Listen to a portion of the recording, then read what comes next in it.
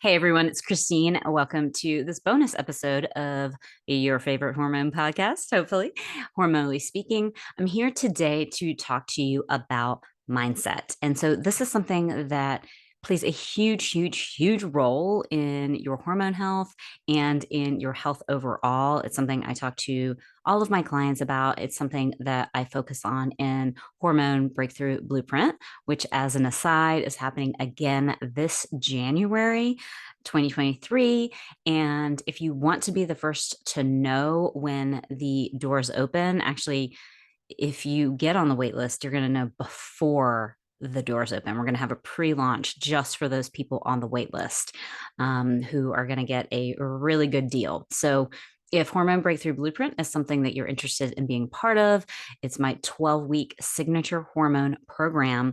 Then I go ahead and sign up for that waitlist. You can do so in the notes of this episode, and you can also go to my website, christinegarvin.com, and sign up there so that you will be the first to know when the pre-launch happens. And you're going to get a really good deal in that pre-launch, but there's only going to be a few spots available in that pre-launch. So anyways, I bring all that up to tell you about, mindset being such a big part of that program, because any talk about changing your health, changing your hormones, mindset has to be a part of it. And I'm going to break down a little bit of the why for you today, because I think it's an easy thing to just mention, but then what really is mindset? Like, we all understand that we have to kind of keep focused on our goals, right? That we have to get back on the horse when we fall off the horse. These are all easy concepts when we're not in the middle of the junk that comes up with any kind of big change that we make in our life, right? And getting your health and improving your health is always going to be about change. That's going to be a part of it. And our bodies, in a lot of ways, don't want us to change because we have all these neural pathways that are, set up in our brain that are firing to keep you sort of doing what you've been doing, because it's really protective. And the body has essentially gotten used to this, even though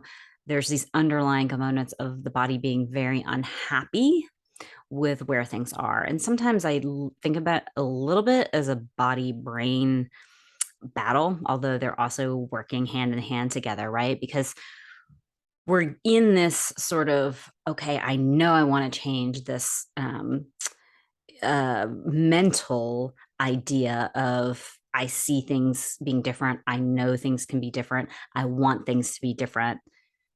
But then there's all of this stuff underneath that's trying to maintain that status quo. And it's not doing it to hurt you, it's doing it to protect you, right? Because from an evolutionary standpoint, we had to sort of group things together to make sure that we wouldn't be sort of, taken out easily by an opposing group of people or animals or whatnot. We had this protective mechanism set up of danger, stay in your safety place, right?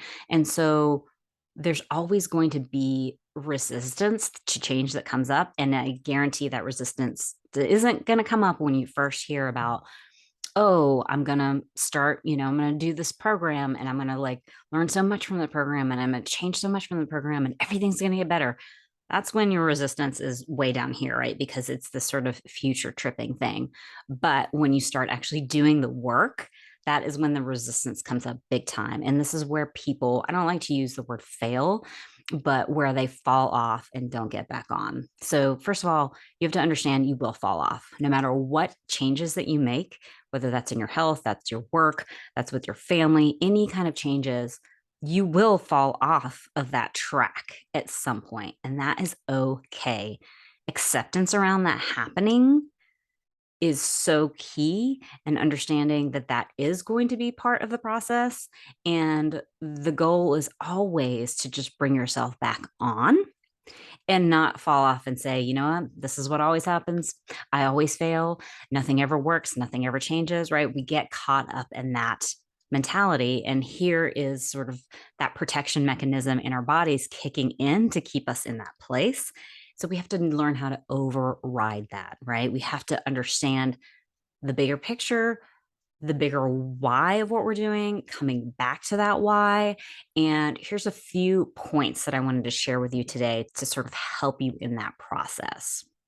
So, first and foremost, the difference between people that ultimately get things done and people who start doing things and fall off and never get back on that horse is that the people who get things done turn hardships into lessons.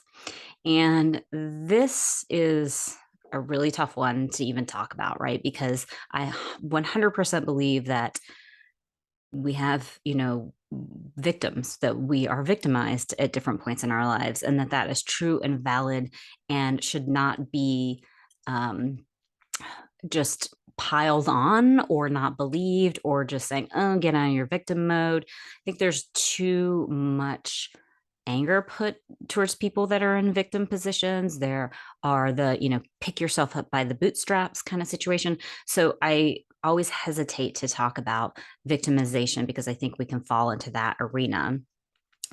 But the reality is we're all going to fall prey to some stuff sometimes, right? We're all going to play the victim at some point.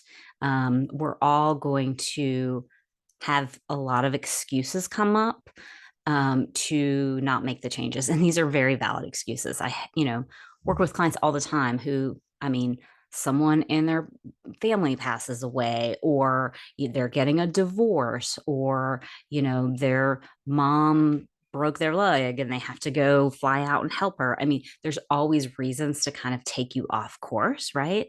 And we have to recognize those, but we can't see them for too long as a hardship that has just thrown us off course, right? We have to really see them as some sort of lesson for us. We ultimately have to get there.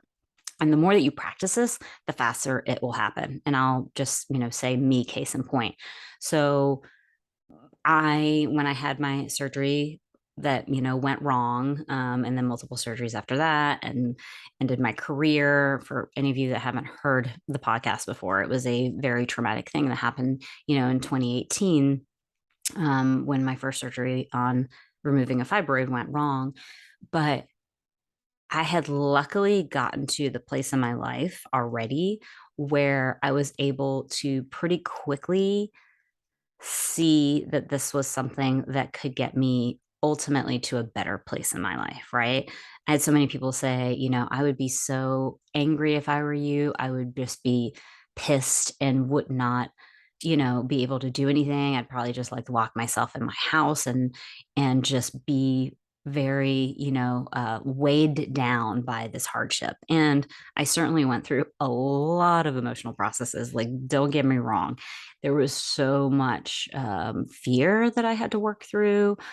Fear of, I ended up having um, what was supposed to be a temporary ostomy, and it actually was a temporary ostomy, but there's a lot that comes up about that possibly being a full-time, forever ostomy in my life, permanent ostomy, and, just what it meant for my digestive system and for my health for the rest of my life. It knocked me out of working for a year. I mean, there's so many things that I had to go through a lot of fear. And at the same time, I was able to see a bigger picture of a me having a fibroid in the first place wasn't just some random occurrence. There was a reason for the fibroid, and I needed to dig at what that was. And that was I needed to shift my approach to life. I needed to shift my mindset to my life and my work in a huge, huge way, and not continue to let people run over my boundaries, to really set my boundaries and be really clear about my boundaries and keeping them strong.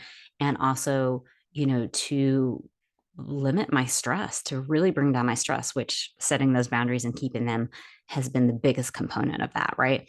So I was lucky that pretty quickly my mindset got to a place of what are the lessons that I can learn from having a fibroid, from, my losing half my colon, my intestines being pulled out and cut into and all of those things. Like, what are the bigger lessons here?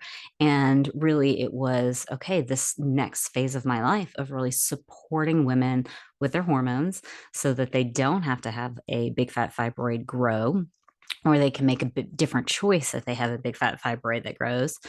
And then also, how can I support people with this root cause issue of digestion being off, and how much that plays a role in hormones and rebuilding my gut so that I can really help others to rebuild their gut. I always say, if I can rebuild my gut, then you can get your digestion issues gone, because our bodies are amazing and can do lots of things. So, the whole point of this number one thing that really gets into when we're talking about mindset is that ability to not get caught in the spiral of being victimized for too long, right? I'm not saying you can't feel that at all, but you got to work through that to come out to the other side to say, what is the bigger lesson for me here? How is this propelling me forward in my life? And in the reality of any kind of health stuff, you're going to hit these walls again and again. And to be able to say, okay, I see this as a call from my body to do something different, rather than why is my body against me, right? Do you see the difference of those belief systems right there? It's, hey, my body's letting me know something is wrong by me feeling this way, or my body is always trying to keep me down and keep me stuck in bed or keep me, de-energized. You can't really see where you're making decisions for yourself that aren't really the best when you're stuck in the my body's against me mode. You can only see what things you are doing that are leading to these issues of your body rebelling, or not feeling good, whatever that is, whether that's joint pain or headaches or horrible periods or any of that. You can only really get to the root cause of that if you are interested, if you are inquisitive, if you ask, why is this happening? What is the underlying causes? And you have to believe that it's something more than your body just being mad at you, or trying to take you out, or, being against you. Our bodies are never against us. They want the best for us. So that is number one. We go into that a lot more in depth in Hormone Breakthrough Blueprint, but I just wanted to really touch on that because when it comes to illness, this is key. And I see this being a struggle for a lot of people to switch that mindset mentality. Two, our biggest hurdle is always ourselves. So I was thinking about this the other night. That just popped into my head before I went to bed the other night. And I was thinking about it for myself because, I'm always trying to sort of negotiate and just check over how I'm doing things in my own life, right? And especially with the experience of having gone through these crazy surgeries and losing so much and yet gaining so much, I'm always thinking, okay, how can I make my life more fulfilling? How can I make my life more soul connected? How can I make my life healthier while still, fully enjoying my life, like enjoying it more than I ever did before? And so many times, the things that I'm doing that are maybe overworking, overstressing, all of those things is all of my own creation, right? It's not something that someone else has established for me. It's not something happening out there. It's actually something happening inside of myself. And a lot of times it comes down to self worth and self belief, right? So you may or may not have your own business. So you may or may not understand this, but I believe everyone in their life has something that they are, working towards. And you end up hitting this wall, and it really starts to degrade your self belief, right? You think you have a lot of self worth until you hit this hardship, and then all of a sudden you're like, oh well, maybe I'm not good enough, or maybe I'm not, an expert enough in this, or maybe I'm don't know how to do this, or maybe I can't do this. All of those things come up in this process of change. Once again, we're going back to this process of change, and no matter if it's your health or if it's you're working with your money, all of these things, it really encompasses the same issues that come up in the process of change.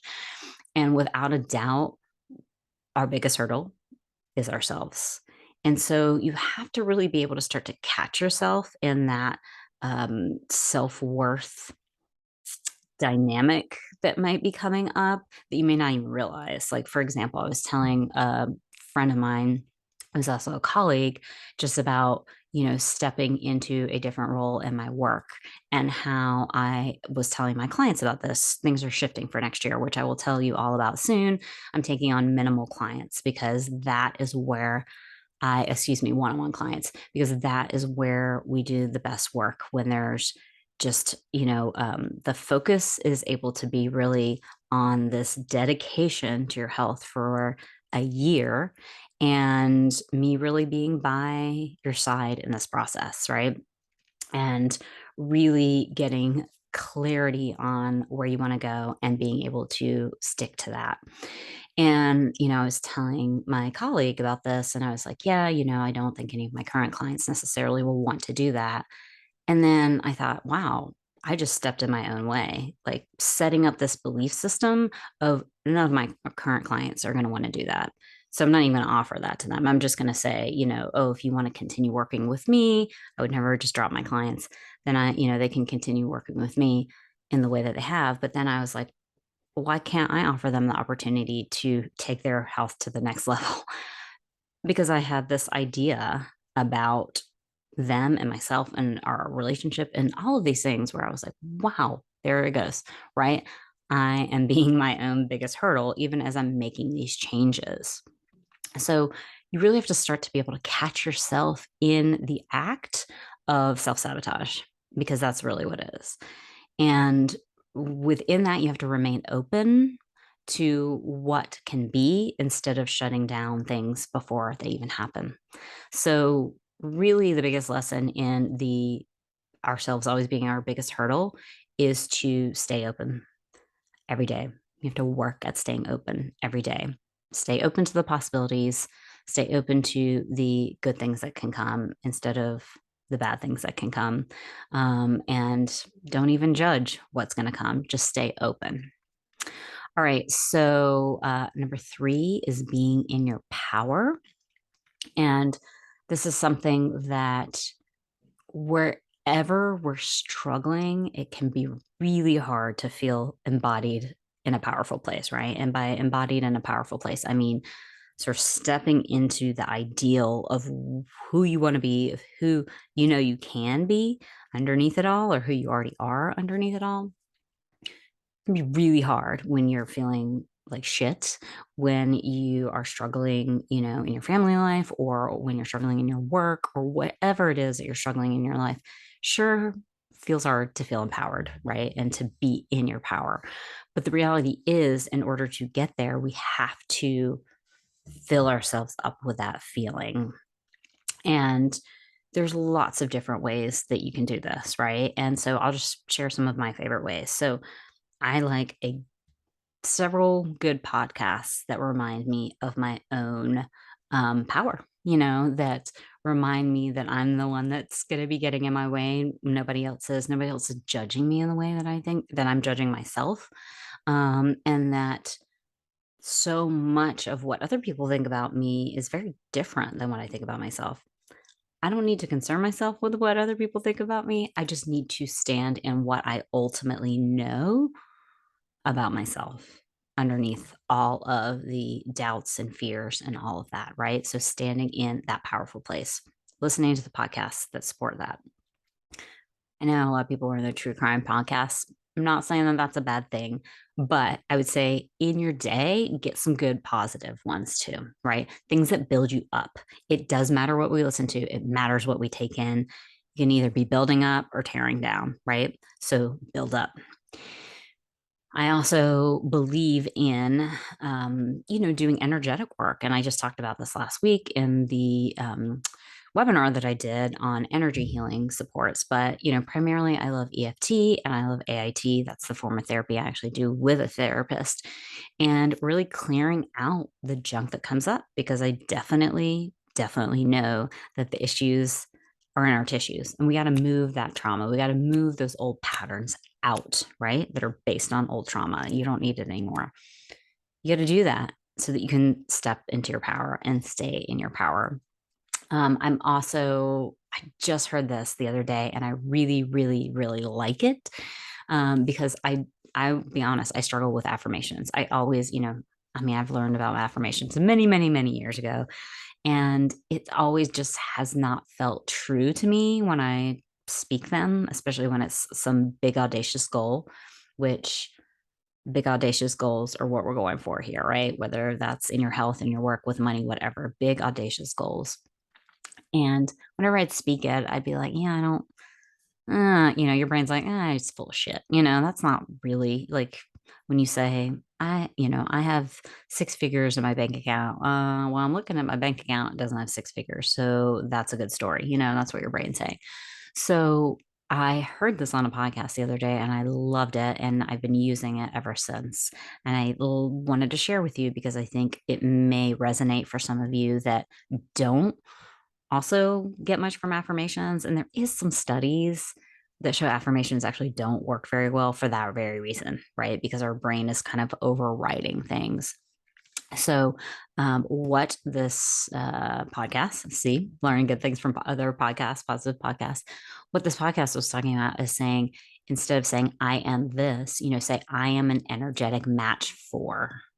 So for the example I just, gave a moment ago, you could say, I am an energetic match for 6 figures. I'll share some of mine with you just so that you have some other ideas. Let me pull out my phone here. So I wrote down, I'm an energetic match for my work being both fulfilling and easy. I'm an energetic match for my perfect home because I really want the perfect home. And I'm an energetic match for the universe to meet me halfway. And for me, saying I'm an energetic match, right? This is getting back to being in your power, right? You are connecting to that part of yourself that is in power and is shown that you have that match. You have that energy in order to bring these things into your life. So even though they're not here right now, you have the energy to do so, and really keeping focus on that. So doing that multiple times a day, here's the thing. If you're in a good place, do it more. I know that sounds crazy, but you want to set up and establish this routine and this pattern, this new pattern of thinking. Actually, when you're in a good place, it's much more helpful, because when you're in a bad place, it's gonna be harder to pull yourself out and do that if you haven't already been doing it. It's much easier to kind of connect to that feeling if you've already been, it's already been established and you've been working at it. If you're in a bad place right now, you can still do it. I know it's a struggle to sort of use your tools when you're in a hard place, but here is when you have to go back to, let me turn this hardship into a lesson, flip that mindset, and then you can get into, oh, okay, I am an energetic match, right? Because you're flipping this into, what is my lesson here? Okay, let me be curious. Let me be curious about the lesson. So let me be curious about what I'm an energetic match for. That's what I really want in life, because feeling like crap is not what I really want in life. For example, if you are not feeling well, so I've personally been using mindset so much more this year, particularly around, remaining health stuff. Like, I'm not a health or a functional nutritionist or health practitioner who says, hey, my life is perfect. And any practitioner that tells you their health is perfect, don't believe them, because nobody's is perfect, right? We're always working on something. But you know, it's about getting to that next level and feeling better and better and better all the time. And, unpeeling that layer, that onion, so that you can understand energy and purpose and all of those things on deeper and deeper layers, right? And experience more joy. And that's always my goal for myself, for my clients: experience more joy, experience more energy, experience more joy, experience more energy, right? Those are so key in life that I think so many of us struggle with. So, all right. So that is the basics on mindset. Some of the things I just wanted to share with you that I think are super, super, super, super important. And I just want to go over those really quick again. So, the first one we talked about was turning hardships into lessons. And we talked about our biggest hurdle being ourselves. And then we talked about being in your power. So if you start, with those and really start to think about those in your life and see if you can get to a mindset shift, because it is key in this process of change. If it's your hormones, if it's autoimmune disorders, if it's any of those things, right? And when you set these in place, then you start to make different decisions in your day.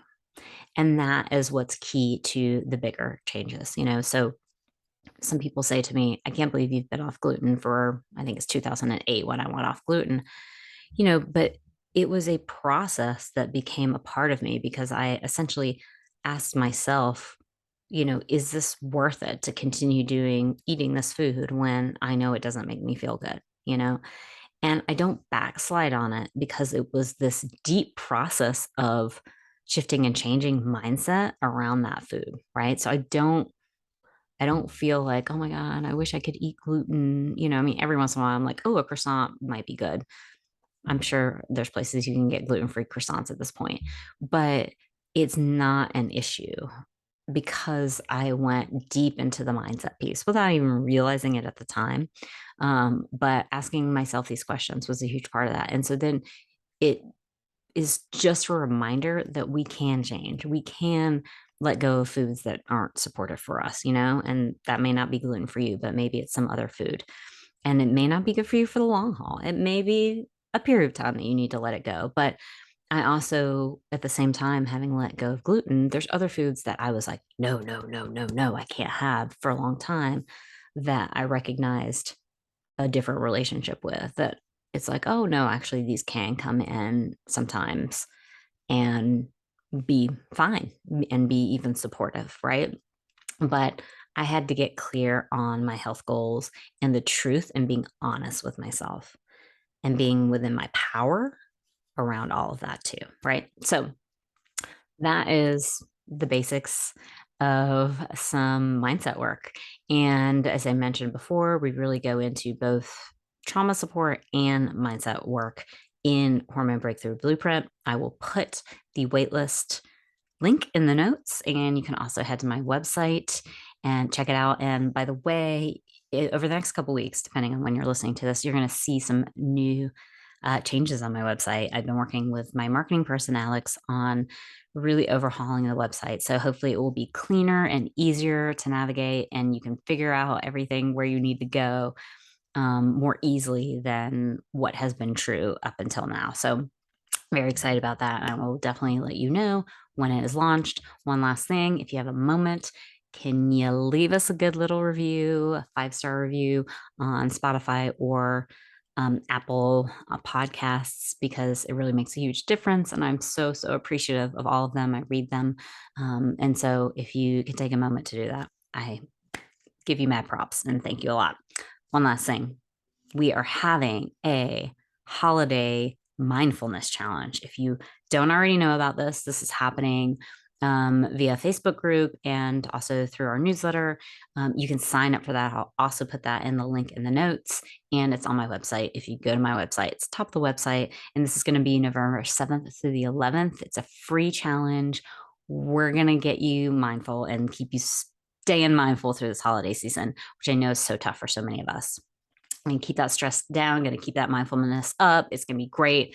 I hope to see you there, and I will talk to you soon.